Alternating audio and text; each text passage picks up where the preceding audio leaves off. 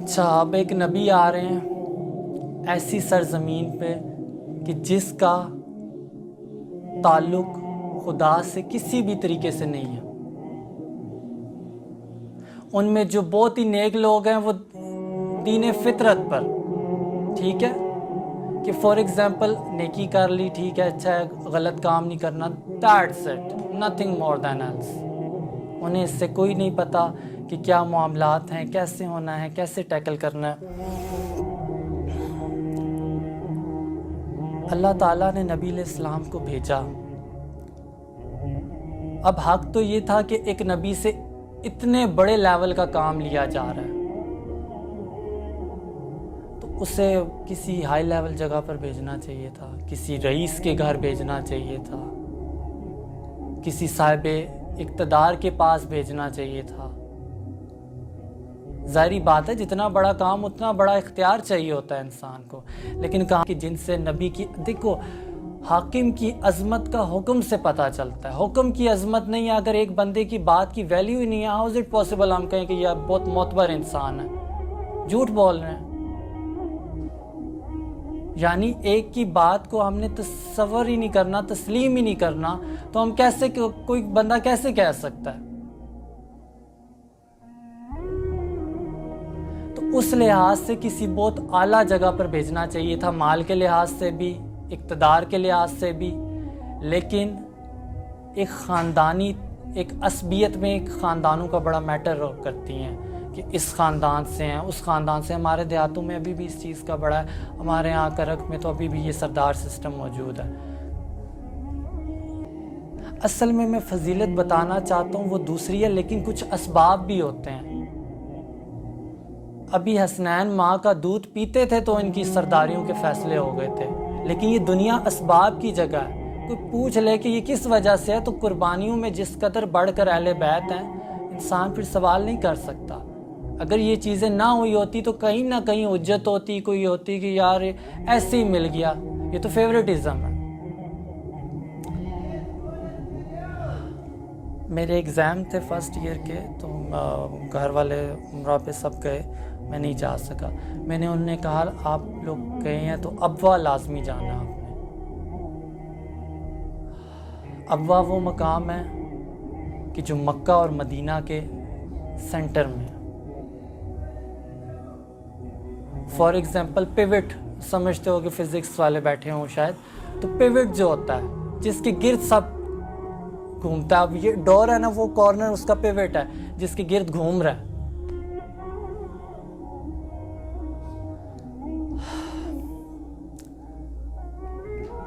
कोई भी बड़ा इंसान बग़ैर आजमाइशों के, बग़ैर तकलीफ के,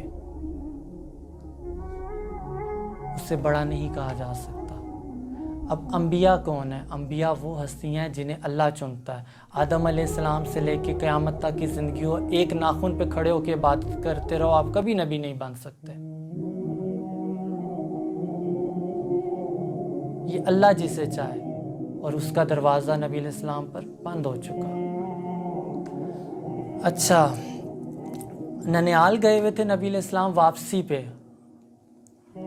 अब मैं अक्सर वो चीज़ जब मैंने इंटरनेट पे देखी, मैं हैरान होता हूँ कि वो उस वक्त क्या सिचुएशन हुई होगी। अभी भी अगर आप जाएं तो सुनसान इलाका है। वो एक तो है ही, इतनी पीक पे कोई जाता ही नहीं है उधर। पहले तो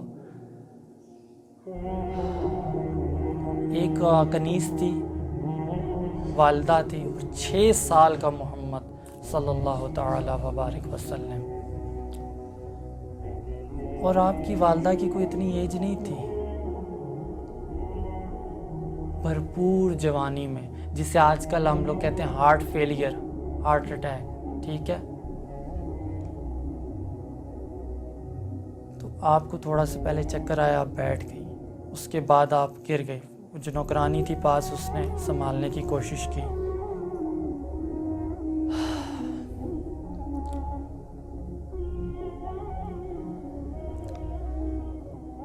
तो नबी इस्लाम रोने लग गए।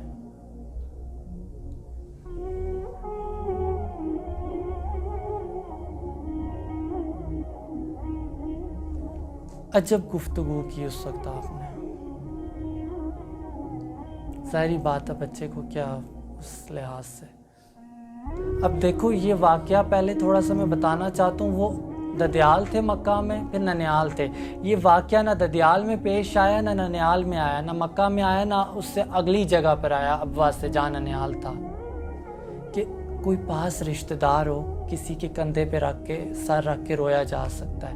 मेरे नबी को अल्लाह ने वहाँ कहा, ना बाप तो पहले ही नहीं वफ़ात पा गए, कोई करीबी रिश्तेदार नहीं था कि जो दिलासा दे सके। तो आपने रोते हुए चंद जुमले कहे, अम्मी जान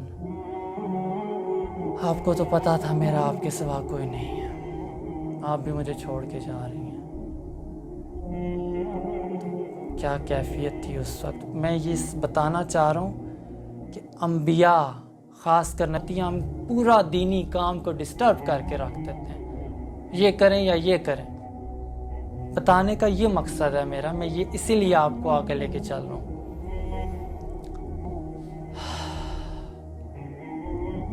तो डेथ हो गई आपकी।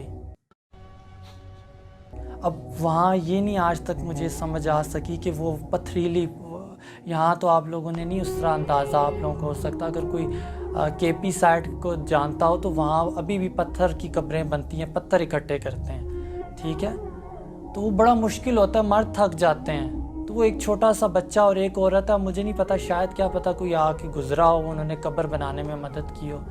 कब्र बनी और वहीं से आए। थोड़ी देर बाद देखा वो नौकरानी जो साथ थी हाथ छुड़ा के फिर भाग गए उस कब्र के साथ लिपट के, और फिर वो आपको घसीटते हुए घर तक लेके गई। ज़ाहिर बात है नहीं मान रहे थे। फिर 3 दिन तक ना कुछ खाते थे, सिर्फ पानी पीते थे और रोते थे अकेले बैठ के। अब 6 साल का बच्चा जब इस कयामत से गुजर रहा है और जिसका बाप भी नहीं है,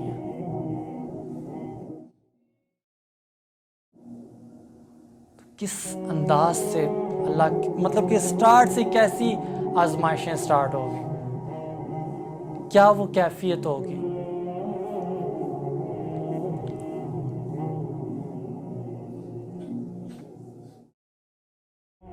फिर 8 साल के थे, फिर दादा ने कफ़ालत पे ले लिया। फ़क्र की वजह से, गुर्बत की वजह से गल्लाबानी करते थे 8 साल की उम्र में।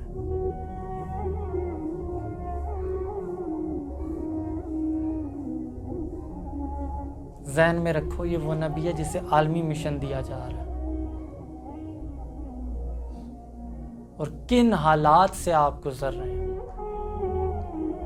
आप सब पढ़े लिखे हो, अल्हम्दुलिल्लाह। वक्त मिले तो नबी की सीरत पढ़ा करें, ईमान भी बढ़ेगा, हौसला भी बढ़ेगा, पता चलेगा कि कैसे ये इतना बड़ा इनकलाब आ गया था।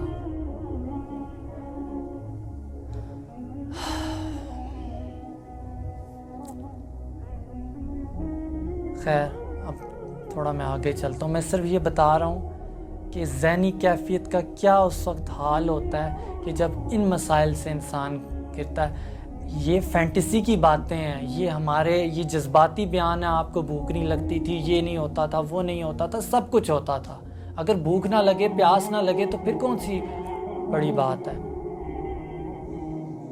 लेकिन आप आने वाली उम्मत को पैगाम देना चाहते थे कि मैं इस हाल में जा रहा हूँ तो तुम पर भी इम्तिहान है, बर्दाश्त करना। क्योंकि नबी को पता था कि उनकी ज़्यादातर उम्मती जो होंगे गरीब होंगे। जितने भी टॉप ऑफ द लिस्ट सहाबा हैं उनमें ज़्यादातर फुकरा थे। सैयदना अबू हुरैरा, मौला अली, अबू ज़र ग़फ़ारी रज़ी अल्लाह ताला अन्हु अजमईन। मौला अली की शादी थी, वलीमा हुआ, उसके पास उनके पास जगह नहीं थी, बीवी को कहाँ लेके जाएं। अंसारी साहबी ने खुजरा दिया था।